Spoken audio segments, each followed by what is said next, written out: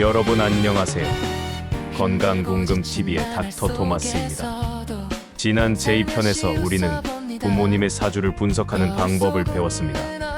천간과 지지를 오행으로 분류하고 지장간까지 확인하고 실제 3가지 사례를 통해 부모님의 건강 체질을 파악했죠. 그리고 아버지와 어머니의 오행을 합산하는 방법도 알아봤습니다. 오늘 제3편에서는 드디어 여러분 본인의 사주를 분석하는 방법을 알려드릴 거예요. 부모님의 사주를 알았으니 이제 내 사주를 정확히 이해해야겠죠? 오늘 이 영상을 보시고 나면 여러분은 스스로 자신의 건강 체질을 분석할 수 있게 될 겁니다. 준비되셨나요? 그럼 시작하겠습니다. 먼저 가장 중요한 개념부터 이야기해 볼게요. 바로 일간입니다. 일간은 사주팔자 8글자 중에서 5번째 글자, 즉 일주의 천간을 말해요. 이게 왜 중요하냐면 일간이 바로 나 자신을 나타내기 때문이에요. 제가 예를 들어서 설명해 드릴게요. 어떤 사람의 사주가 갑자년, 병인월, 무오일, 개해시라고 가정해 봅시다. 년간은 갑, 월간은 병, 일간은 무, 시간은 개입니다. 이 중에서 일간인 무가 바로 이 사람 자신이에요. 무는 무토죠. 그러니까 이 사람은 토의 기운을 가진 사람이에요. 토는 비장과 위를 주관하고 안정적이고 꾸준한 성향을 가지고 있습니다. 이 사람의 모든 건강 상태는 이 무토를 중심으로 해석되는 거예요. 일간이 갑목이면 목의 사람, 병화면 화의 사람, 경금이면 금의 사람, 임수면 수의 사람이 되는 겁니다. 여러분의 일간이 무엇인지 확인하는 게 사주 분석의 첫 번째 단계예요. 그럼 일간별로 기본 특성을 간단히 정리해 드릴게요. 갑목인 사람은 큰 나무처럼 곧고 강직한 성격이에요. 간 기능이 중요하고 목극토로 소화기를 조심해야 합니다. 활동적이지만 스트레스를 받으면 간에 무리가 오기 쉬워요. 을목인 사람은 작은 풀처럼 유연하고 섬세한 성격이에요. 역시 간담을 주의해야 하는데 갑목보다는 약하고 부드러워요. 환경에 민감하고 신경성 질환에 취약할 수 있습니다. 병화인 사람은 태양처럼 밝고 열정적인 성격이에요. 심장과 혈액 순환이 중요하고 열이 많아서 불면증이나 고혈압을 조심해야 해요. 사교적이지만 과로하면 심장에 무리가 옵니다. 정화인 사람은 촛불처럼 따뜻하고 섬세한 성격이에요. 역시 심장을 주의해야 하는데 병화보다는 약하고 감성적이에요. 스트레스를 받으면 가슴이 두근거리거나 불안감을 느낄 수 있습니다. 무토인 사람은 산처럼 안정적이고 믿음직한 성격이에요. 비위 기능이 중요하고 소화는 잘 되지만 습담이 쌓이기 쉬워요. 비만이나 당뇨를 조심해야 합니다. 기토인 사람은 밭처럼 부드럽고 포용력 있는 성격이에요. 역시 소화기를 주의해야 하는데 무토보다는 섬세하고 걱정이 많아요. 스트레스성 소화불량이나 과민성 대장 증후군에 취약합니다. 경금인 사람은 큰 쇠붙이처럼 단단하고 원칙적인 성격이에요. 폐와 대장 기능이 중요하고 호흡기 질환과 피부 질환을 조심해야 해요. 깔끔하지만 융통성이 부족할 수 있습니다. 진금인 사람은 보석처럼 예민하고 세련된 성격이에요. 역시 폐대장을 주의해야 하는데 경금보다는 섬세하고 예민해요. 알레르기나 아토피 같은 민감성 질환에 취약합니다. 임수인 사람은 큰 바다처럼 포용력 있고 지혜로운 성격이에요. 신장과 생식 기능이 중요하고 추위를 타고 순환이 안 될 수 있어요. 허리와 무릎을 조심해야 합니다. 개수인 사람은 작은 샘물처럼 섬세하고 조용한 성격이에요. 역시 신장을 주의해야 하는데 임수보다는 약하고 내성적이에요. 냉증이나 생식기 질환, 우울증에 취약할 수 있습니다. 자, 이렇게 일간에 따라 기본 체질과 성향이 달라집니다. 여러분의 일간이 무엇인지 확인하셨나요? 그런데 일간만 보면 안 돼요. 일간 주변에 어떤 오행들이 있느냐가 정말 중요합니다. 이제 월지를 볼 차례예요. 월지는 월주의 지지, 그러니까 네 번째 글자를 말해요. 월지가 왜 중요하냐면 월지는 태어난 계절과 환경을 나타내기 때문이에요. 같은 일간이라도 어느 계절에 태어났느냐에 따라 표현이 완전히 달라집니다. 예를 들어 볼게요. 일간이 병화인 사람이 있다고 가정합시다. 이 사람이 인월, 그러니까 봄에 태어났다면 어떨까요? 목생화로 나무가 불을 돕는 구조예요. 이 사람은 화의 기운이 더욱 왕성해집니다. 활동적이고 열정적이며 건강하게 불타오르는 체질이에요. 같은 병화인데 5월, 그러니까 여름에 태어났다면 어떨까요? 여름은 화의 계절이죠. 화상과 화, 불 위에 불을 더한 격이에요. 이 사람은 너무 뜨거워서 열이 과다하고 불면증, 고혈압, 심장 질환에 매우 취약합니다. 여름에만 특히 힘들어하는 체질이에요. 같은 병화인데 신월, 그러니까 가을에 태어났다면 어떨까요? 가을은 금의 계절인데 화극금이죠. 불이 금속을 녹이는 구조예요. 이 사람은 화의 기운이 금을 억누르느라 소모되어서 균형이 맞춰질 수 있습니다. 하지만 호흡기가 약하고 폐 기능을 조심해야 해요. 같은 병화인데 자월, 그러니까 겨울에 태어났다면 어떨까요? 겨울은 수의 계절인데 수극화죠. 물이 불을 끄는 구조예요. 이 사람은 화의 기운이 억제되어서 추위를 타고 활력이 부족하며 우울감을 느낄 수 있습니다. 겨울에 특히 힘들어하는 체질이에요. 이렇게 같은 일간이라도 월지에 따라 표현이 완전히 달라집니다. 그래서 월지를 반드시 봐야 하는 거예요. 월지는 또 다른 의미도 있어요. 바로 부모의 영향력입니다. 월주는 부모궁이라고도 불러요. 월간과 월지를 통해 부모로부터 받은 기운과 환경을 알 수 있습니다. 예를 들어서 일간이 무토인데 월지가 임목이라면 목극토로 목이 토를 억누르는 구조예요. 이런 사람은 부모의 압박이나 기대가 부담스럽게 느껴질 수 있고 스트레스를 받으면 소화가 안 되는 증상이 나타납니다. 반대로 일간이 무토인데 월지가 사월하면 화생토로 화가 토를 돕는 구조예요.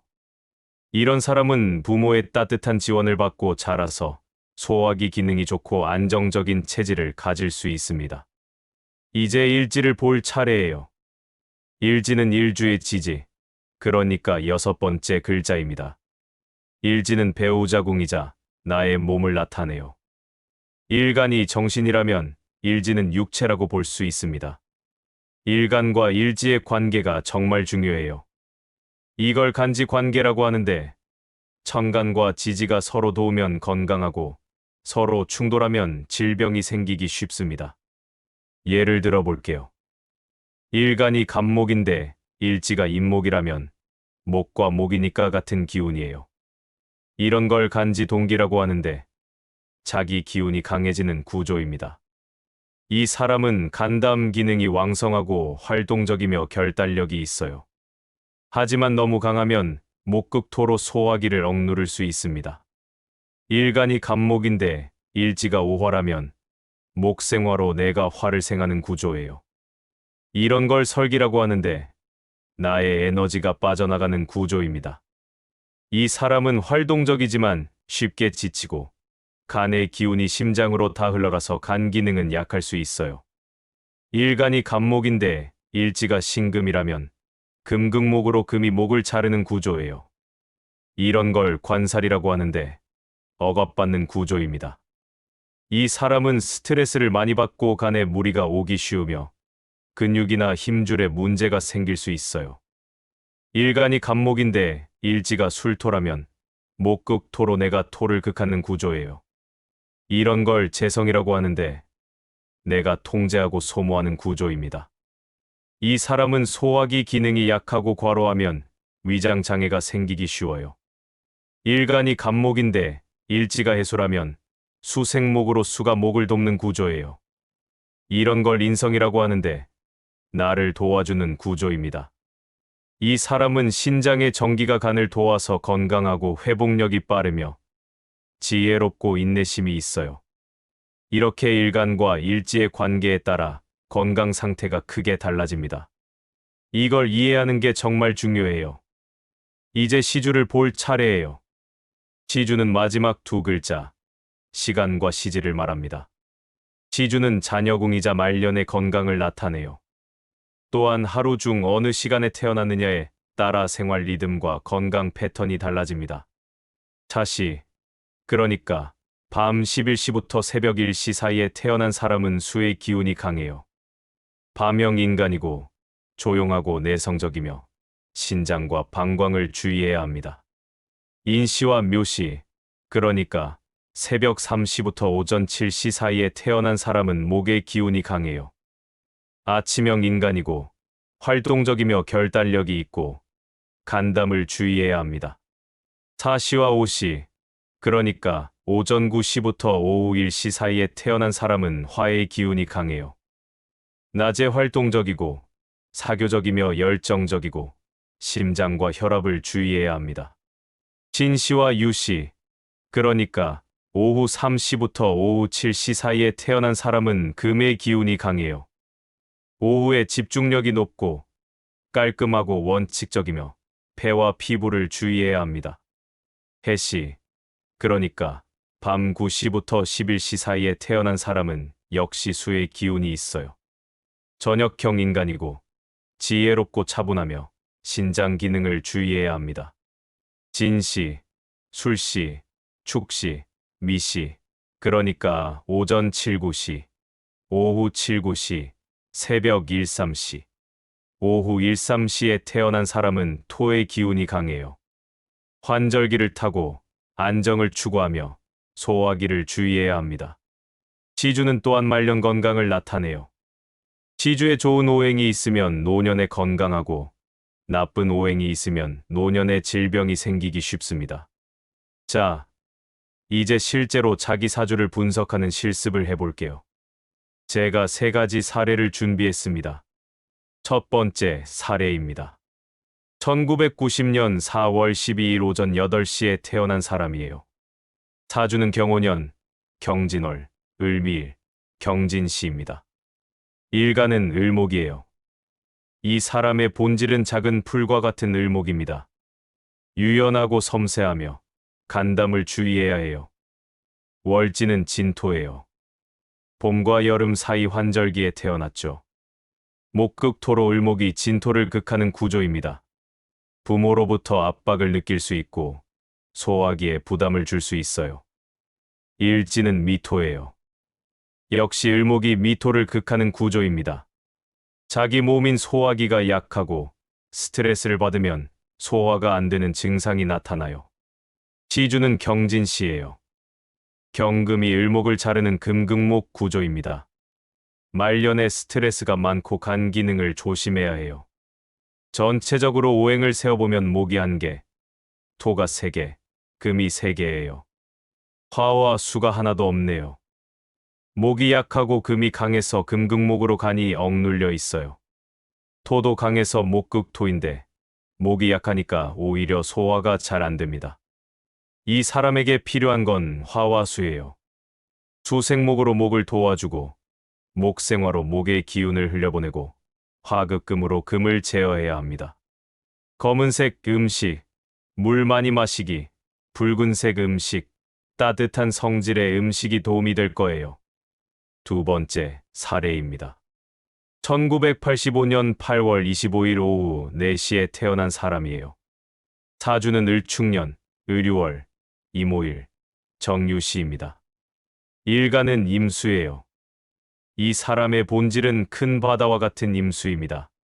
지혜롭고 포용력이 있으며 신장과 방광을 주의해야 해요. 월지는 유금이에요. 가을 한가운데에 태어났죠. 금생수로 유금이 임수를 돕는 구조입니다. 부모의 지원을 받고 자라서 신장 기능이 좋고 지혜로워요. 일지는 오화예요. 수극화로 임수가 오화를 끄는 구조입니다. 자기 몸인 심장이 약하고 추운 체질이라 순환이 안 되고 활력이 부족할 수 있어요. 시주는 정유시예요. 정화가 임수와 충돌하고 유금이 임수를 도와요. 말년의 심장 기능을 조심해야 하지만 신장은 건강할 수 있어요.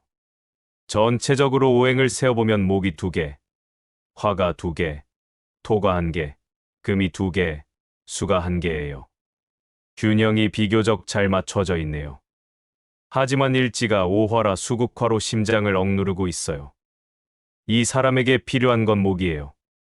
수생목, 목생화로 수의 기운을 화로 자연스럽게 흘려보내면 심장 기능이 개선됩니다. 녹색 채소, 신맛 나는 음식, 아침 운동, 동쪽 산책이 도움이 될 거예요. 세 번째 사례입니다. 2000년 12월 3일 밤 10시에 태어난 사람이에요. 사주는 경진년, 무자월, 정사일, 신해시입니다. 일간은 정화예요. 이 사람의 본질은 작은 촛불과 같은 정화입니다. 따뜻하고 감성적이며 심장과 소장을 주의해야 해요. 월지는 자수예요. 한겨울에 태어났죠. 수국화로 자수가 정화를 끄는 구조입니다. 부모로부터 억압을 느낄 수 있고 추위를 많이 타며 활력이 부족해요. 일지는 사화예요. 정화와 사화, 화와 화니까 같은 기운이에요. 자기 몸인 심장이 강하고 열정적이며 활동적인 면이 있어요. 하지만 월지 자수에 억눌려서 표현이 제한됩니다. 시주는 신해시예요. 진금은 화극금으로 정화에게 극을 받고 해수는 수국화로 정화를 끄는 구조예요. 말년의 폐 기능과 신장 기능을 조심해야 해요. 전체적으로 오행을 세어보면 화가 2개, 토가 2개, 금이 2개, 수가 2개예요. 목이 하나도 없네요. 수가 강해서 화를 억누르고 있어요. 이 사람에게 필요한 건 목이에요. 수생목, 목생화로 수의 기운을 목을 거쳐 화로 흘려보내면 균형이 맞춰집니다. 또한 토도 필요해요. 화생토로 화의 기운을 토로 흘려보내면 수국화를 완화할 수 있어요. 녹색 채소, 노란색 음식, 따뜻한 성질의 음식, 햇볕 쐬기가 도움이 될 거예요. 자, 이렇게 3가지 사례를 분석해봤습니다. 이제 감이 좀 오시나요? 여러분도 지금 바로 자기 사주를 분석해보세요.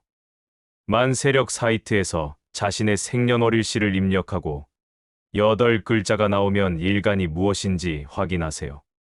그리고 월지, 일지, 시주를 차례로 보면서 일간과의 관계를 파악해보세요. 오행을 세워서 어떤 오행이 강하고 약한지 확인하고 강한 오행은 어떻게 흘려보낼지, 약한 오행은 어떻게 보충할지 생각해보세요. 자, 그럼 오늘 배운 내용을 정리해볼게요. 첫 번째, 일간은 나 자신을 나타내며 사주 분석의 중심이 됩니다. 일간에 따라 기본 체질이 결정돼요. 두 번째, 월지는 태어난 계절과 환경을 나타내며 같은 일간이라도 월지에 따라 표현이 달라집니다. 세 번째, 일지는 나의 몸을 나타내며 일간과 일지의 관계가 건강을 결정합니다. 네 번째, 시주는 생활 리듬과 말년 건강을 나타내며 태어난 시간에 따라 활동 패턴이 달라집니다. 다섯 번째, 전체 오행을 세워서 강약을 파악하고 필요한 오행을 보충하는 것이 건강 관리의 핵심입니다. 오늘 여러분이 바로 실천할 수 있는 숙제를 드릴게요. 첫 번째, 자신의 사주를 뽑아서 일간을 확인하세요. 나는 무슨 오행의 사람인가요? 목, 화, 토, 금, 수 중에 무엇인가요? 두 번째, 월지, 일지, 시주를 확인하고 일간과의 관계를 파악해 보세요. 서로 도우는 관계인가요? 충돌하는 관계인가요? 세 번째, 전체 8글자를 오행으로 분류해서 개수를 세어보세요. 어떤 오행이 많고 적은가요? 네 번째, 자신의 실제 건강 상태와 비교해 보세요. 사주 분석과 일치하나요? 어떤 질병을 주의해야 할까요? 다음 편에서는 드디어 부모의 사주와 자녀의 사주를 비교, 분석하는 방법을 다룰 거예요. 조화 패턴, 과잉 패턴, 부족 패턴, 이렇게 3가지 패턴을 실제 가족 사례를 통해 보여드리고 각 패턴별로 어떤 건강 취약점이 있는지 예측하는 법을 알려드리겠습니다. 부모의 사주와 나의 사주를 함께 보면 정말 놀라운 통찰을 얻을 수 있어요. 다음 편이 정말 핵심이니까 꼭 시청해주세요. 건강궁금TV는 앞으로도 여러분의 몸과 마음이 모두 건강할 수 있도록 다양한 시각에서 건강을 바라보는 유익한 정보를 전해드리겠습니다. 단순한 의학 정보를 넘어서 삶의 질을 높이고 진정한 웰빙을 추구할 수 있는 지혜를 함께 나누겠습니다. 오늘도 시청해주셔서 감사합니다. 여러분 모두가 몸과 마음이 조화로운 진정한 건강을 누리시길 바랍니다. 다음에 또 만나요.